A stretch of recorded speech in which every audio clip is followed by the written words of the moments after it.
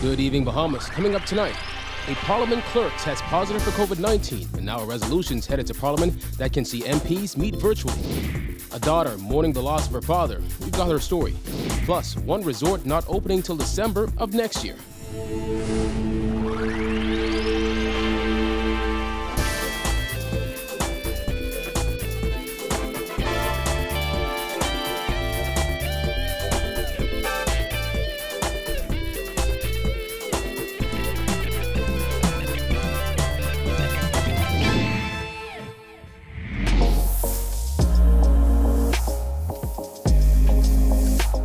Our News is brought to you by AUDLEY. Welcome to Our News and thank you for joining us. I'm Kyle Joaquin. All members of Parliament who attended last week's House sitting may have been exposed to COVID-19, according to House Speaker Halson Moutri. The news comes after a House clerk tested positive for the virus. It could result in a resolution that could see parliamentarians meet virtually. All parliamentarians or all members of the House of Assembly who attended the 9th of September session would have been exposed, as well as all staff members who have worked with that particular staff member. House Speaker Halson Moutri says he got the confirmation from a doctor Tuesday morning that all of those parliamentarians present at last week's sitting of the House of Assembly were potentially exposed to COVID-19, and he recommends that all of those MPs get tested, as he will be. The House clerk in question recently received the results, which has since prompted other staffers in Parliament to be tested. When parliamentarians met last week, some were a bit closer than others, while some sat at desks in the gallery. Good morning again, honourable members. Most were wearing masks, while one or two did not appear to. According to Freetown MP DIONISio, many of them found out about the potential exposure Tuesday morning via WhatsApp. I sat over in the gallery, and so as a result, I think she would have moved back and forth between some of the speakers, but I don't feel that I was exposed in any which way. The House is set to meet Wednesday morning for a brief session where Moutri says enough members for a quorum will be present and spaced out. We understand none of the MPs plan to enter quarantine. According to the medical advice, the clerk would have worn masks all the time. All the clerks would have. Members of Parliament basically wore them most of the time. And so there's no requirement, we're advised, for members of Parliament to go into quarantine. And now an unprecedented move. A resolution is set to be brought to Parliament Wednesday morning that will determine whether parliamentary meetings are conducted virtually. It's looking at that possibility of the House of Assembly being able to meet face-to-face or face-to-face with a virtual combination, or completely virtual, or even if necessary, in a different location. If voted upon, House meetings could take on a similar format to Supreme Court meetings, which are now held virtually. Both Bethel and Diagler agree that the new measure must be taken to help chart the way forward in this new normal. Parliament is a bit tight, I agree, and maybe we became a little lax in more people wanting to be there, obviously, to represent their constituency. So I think we have to, these sort of things happen and wakes us back up and gets us more disciplined again. Matters having come right to the doorstep, if you will, of the Parliament, we should have a reconsideration perhaps of some of the things that we're doing. So the government is looking very closely at that. A man was found dead in a silver Nissan Fuga parked at Goodman's Bay Beach this morning. The man's body was found slumped on the front passenger floor of the car with his legs on the back of the chair. Police press liaison ASP AUDLEY Peters said because there were no visible wounds, police are treating this as a sudden death at the moment. Officers responded, and on their arrival they discovered in a grey vehicle a male's body lying crouched under the passenger seat. An examination of this body was conducted. There was no injuries found to this body, and that's our information that we have at this time. Within a matter of moments, the top brass of the Bahamas Department of Corrections was on scene and allowed to take a look at the victim. Peters was asked about their presence on the scene. It is unusual. There's information within the vehicle that suggests that it's a possibility that this individual may be a prison officer. And so that's why his presence was here this morning to confirm, but at this moment we're not confirming nor denying whether that individual is a police officer. Well, the daughter of a man who was gunned down in front of his home on Sunday night is speaking out on the devastating loss of her father. She says he leaves behind an unborn child. Jared Higgs has more. Whoever did this, y'all, took him away from his grandbabies. And that's going to be the hardest thing to tell them. 25-year-old Dante Woods was at her Pinewood Gardens home on Sunday night when she got word that her father, 45-year-old Danton Woods, had been killed. I started to scream, and I just yacked up my daughter and got dead straight there. Woods, a landscaper, was shot dead outside his Hawthorne Road home on Sunday night. He leaves behind 2 daughters and 2 grandchildren. My daddy was fun, easygoing. He was all about work and his kids and his family, not a bother to anyone. Sometimes we didn't have the best relationship, but he was a really good dad. And he was about to be a dad again. The man's girlfriend is pregnant and expecting their baby any day now. He was a little bit uneasy about it because he already has grandchildren, so to bring forth another child would really be weird. He seemed fairly excited, ready to go baby shopping because the child should be here sometime soon. Now, Woods' daughter says he was adopted and his adopted mother died earlier this year. It was a situation that he was just starting to come to terms with. From March of this year, my grandmother passed away from kidney failure. And what was that like for him? Rough. He took it very, very hard. He was just starting to come around about it. She says her father's humble beginning shaped him into the man he became. He lived a very rough life, and everything to him was his family. Nothing more, because he really had no family. And you took someone away from me. That's my family. That's my loved one. I'm gonna miss him. But whoever did this, I'm going to pray for you. Reporting for Our News, I'm Jared Higgs. 23-year-old Franco Ferguson was charged in the magistrate's court today with the September 11th murder of Charles Demerit. Shortly after midnight, officers responded to reports of an altercation between 2 men at a residence on Raymond Road. When officers arrived, they spoke with a man who said another man approached him, and an argument ensued as he was visiting the mother of his children. The man produced a knife during the altercation, resulting in one of the men being stabbed. Demerit was not required to enter a plea and was remanded. He returns to court on December 7th. In other news, Club Med won't be opening its doors to guests until December 2021. This decision is not sitting well with Hotel Union leader Darren Woods, who is calling on the government to step in. Jillian Gray has more. Hotel Union President Darren Woods said the union was shocked that Club Med would push its reopening date to the end of next year. This as they urge the government to intervene, as they say employees can't go that long without a paycheck. To push their reopening date to December 2021. Of course, that was a shock to us. We were floored because just the mere fact, just to consider any further extension of closures, reopening would be a devastating effect on the employees in the industry. Some governmental intervention needs to be had because there's no way the persons up there can be home on an island, remote island, until December 2021. As the major employer on San Salvador, Woods said at least 2 people per household work at Club Med, which cited reduced airlift and limited health care among the reasons for its 1-year closure. Woods says he believes those are issues the government may be able to assist with. Something has to be done because I believe the island of San Salvador contributes to the overall gross domestic product also. Club Med is the latest property to push its reopening date. Bahamar has said an October reopening is not feasible. The Hotel Union president said the uncertainty surrounding reopening dates and the minimal benefits employees are receiving has made them uneasy. They really cannot go any further with this furlough and the uncertainty of when is the industry going to open.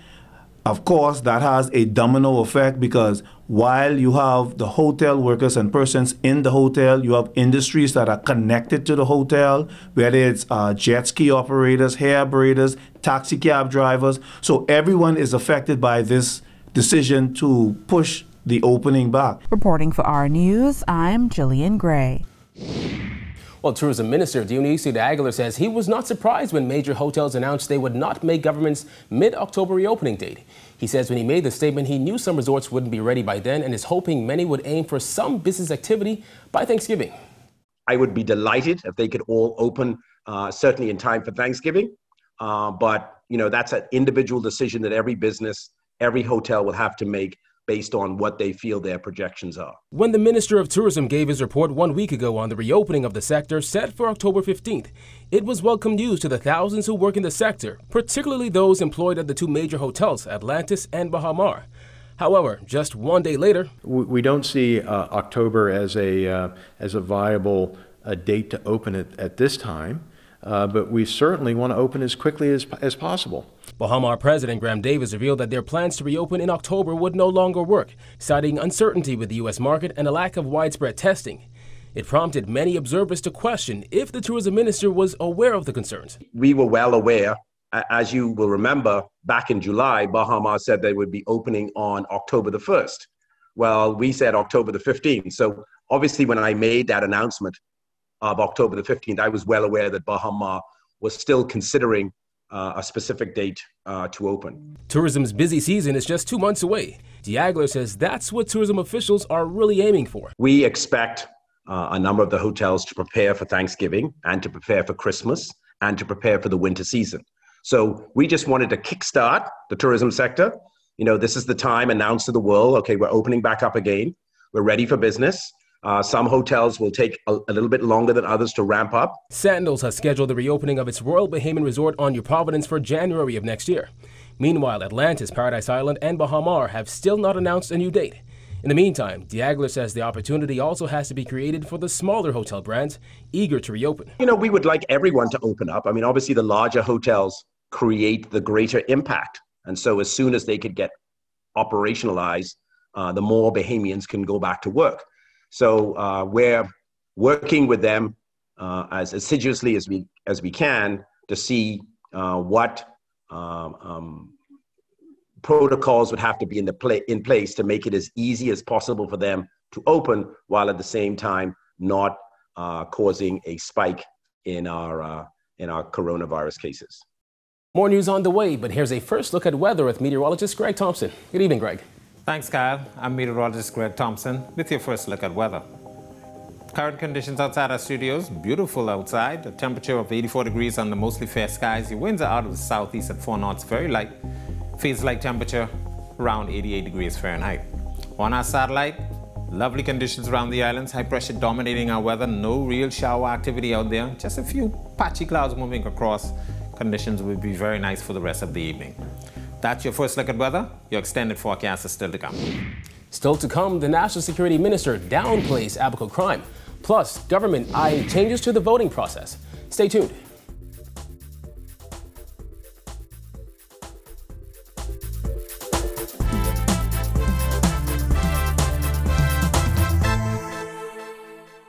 This is a huge deal. NFL Sunday Ticket is back, only with Rev Trio.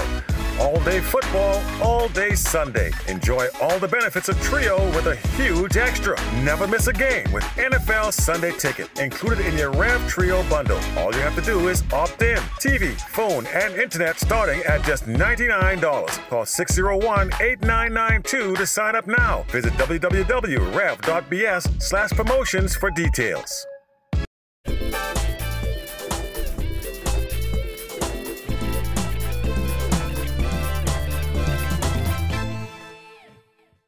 Amid ongoing concerns about crime in ABACO, National Security Minister Marvin downplayed those worries as he pointed to police stats that show crime is down on that island. This as Dames also admitted the Royal Bahamas Police Force is in the process of improving its strategy on that island. Here's Jasmine Brown. The National Security Minister continued to address those ongoing concerns from ABACO residents who insist crime is out of control on that island, and he admitted that adjustments have to be made. Sometimes it's more than manpower, right? Sometimes it's more than that. These ABACO, for example, there was a lot of destruction, and so it's managing within a disaster. As is often the case, you have to adjust from time to time. The National Security Minister's comments followed widespread outrage on ABACO after Police Commissioner Paul World said incidents are down 39% when asked to respond to reports of rampant crime on the island. Crime could be down and you can still have an issue. Okay, it's policing is more than just numbers. You know, there are quality of life issues. ABACO, and to essentially the same extent, Grand Bahama, that were impacted by Dorian. There are a number of other issues too. In recent weeks, Abaco residents have shared personal stories of their experiences with crime on the island in the aftermath of Hurricane Dorian. Many say that the issue is hampering rebuilding efforts and discouraging some people from returning. Residents have also claimed that some victims have given up on reporting crimes. Dames noted that the situation on Abaco calls for sensitivity as a number of variables are impacting the residents' sense of safety. The National Security Minister recently visited Abaco over the weekend, along with Roll and Royal Bahamas Defense Force Commodore Captain Raymond King. They met with stakeholders on the ground. Crime is not, crime will always be with us. It's how we manage it. And, from time to time, we have to look at our strategies and see how we can adjust it for the betterment of the community and also for the people. Reporting for Our News, I'm Jasmine Brown. The Minutes administration will stick to its promise of reforming the electoral process, according to National Security Minister Marvin Dames, who was asked about the possibility of voting online during the 2022 general election. Dames, who has ministerial responsibility for the Parliamentary Registration Department, said changes are on the way, but he would not say what those changes are. It's also a process. We, as we would have promised in our manifesto, that we will be making changes to this overall process of voting. We have done some work. We still have a lot more work to do. As was promised by this government, we intend to do it. Dames said progress has been hampered by Hurricane Dorian and the COVID-19 pandemic.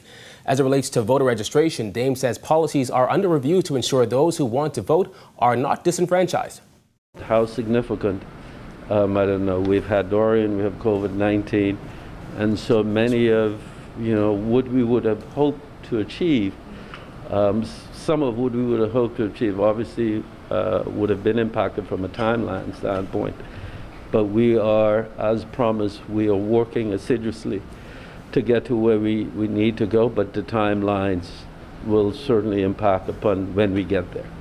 A local funeral home director wants Health Minister Ramrod Wells to retract his statements regarding funeral homes collecting bodies at the local morgue. She called his comments disingenuous. Georgia Bain has more.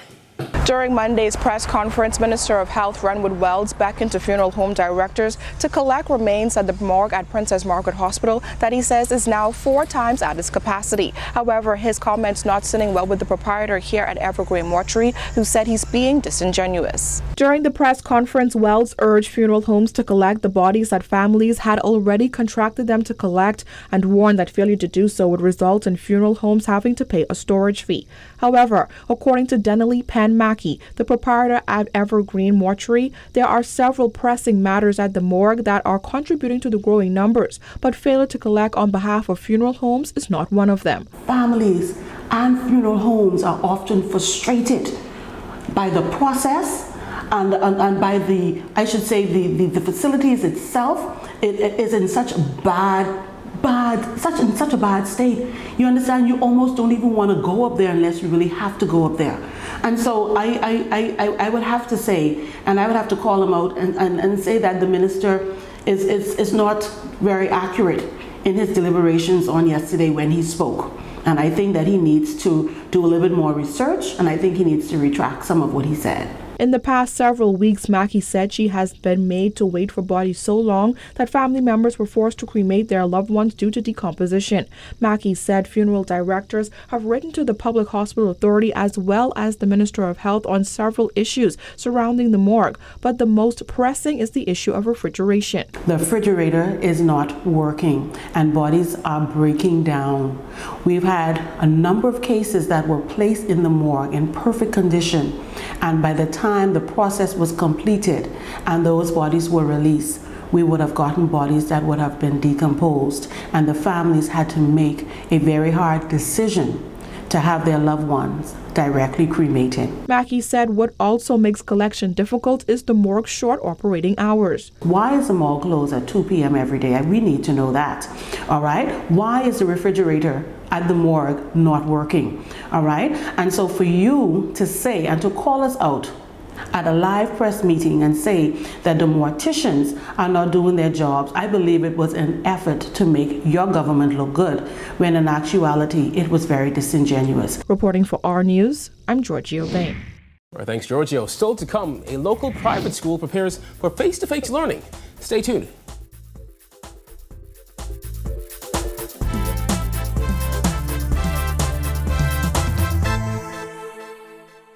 This is a huge deal. NFL Sunday Ticket is back, only with Rev Trio. All day football, all day Sunday. Enjoy all the benefits of Trio with a huge extra. Never miss a game with NFL Sunday Ticket, included in your Rev Trio bundle. All you have to do is opt in. TV, phone, and internet starting at just $99. Call 601-8992 to sign up now. Visit www.rev.bs/promotions for details.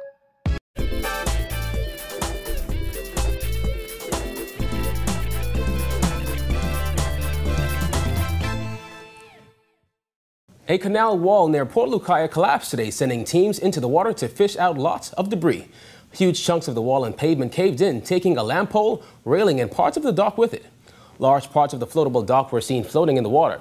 Grand Bahama residents in the area looked on in shock as the area was taped off. It is unclear what caused it to collapse. Well, amid debate on whether students should return to classes for face-to-face learning during the pandemic, Horizon Christian Academy says it has transformed its campus to ensure staff and students are safe. Bethany McDermott takes a look. Straight up. Turn around to me. Horizon Christian Academy isn't taking the threat of COVID-19 lightly, signing all staff members up for sanitization classes. The school also brought on extra staff and plans to sanitize the entire campus 4 times a week. After the day-to-day activity, we go in after the janitors, we kind of sanitize and disinfect the whole school.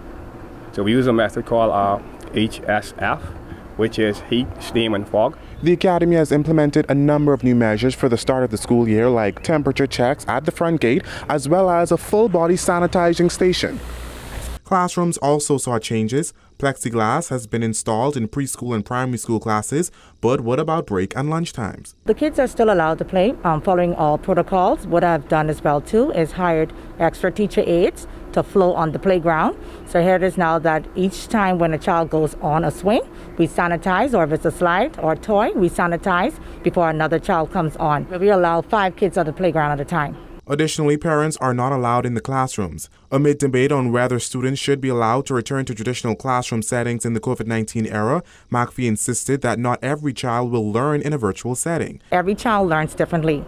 To be real, not everyone is going to get that virtual school, because you have certain children with challenges when it comes to having electricity, when it comes to having internet services and iPads. So I made sure to ensure that our kids are to school and took all the necessary precautions to ensure that their safety at the end of the day. Open, give a little pop, pop, pop. Reporting for Our News, I'm Bethany McDermott. Still to come, the latest on Jazz Chisholm. Stay tuned.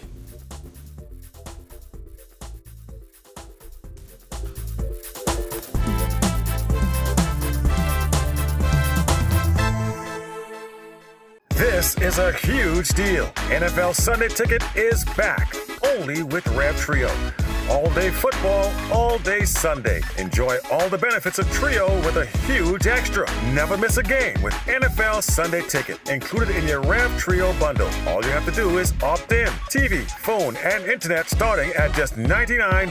Call 601-8992 to sign up now. Visit www.rev.bs/promotions for details.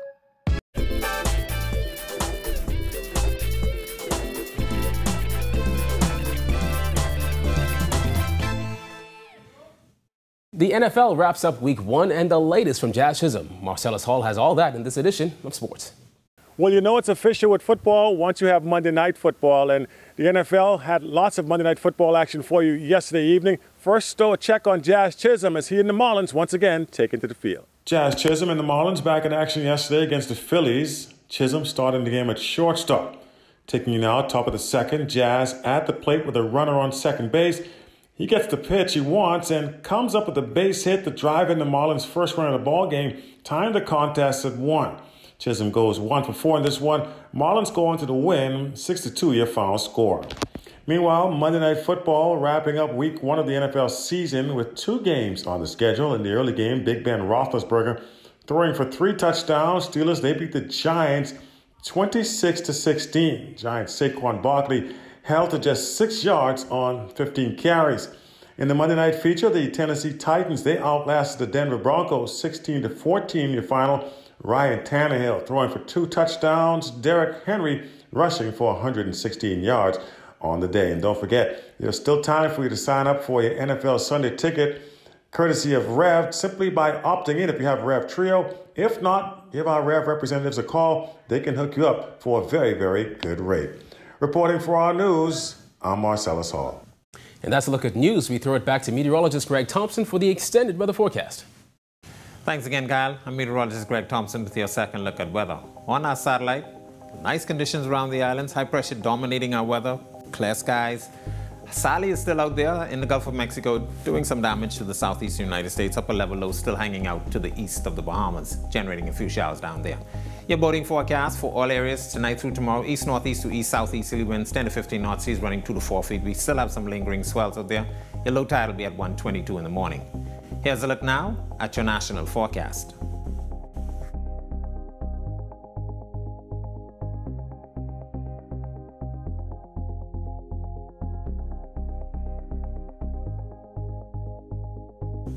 Here's a look now at your extended forecast through Sunday.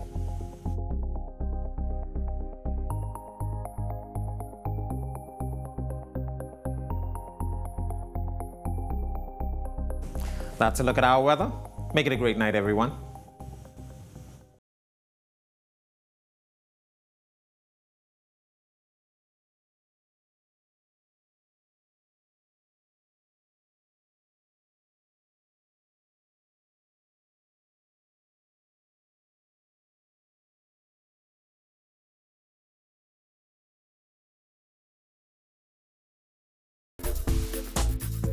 Well, thank you for joining us for Our News tonight. On behalf of the entire team, I'm Kyle Joaquin.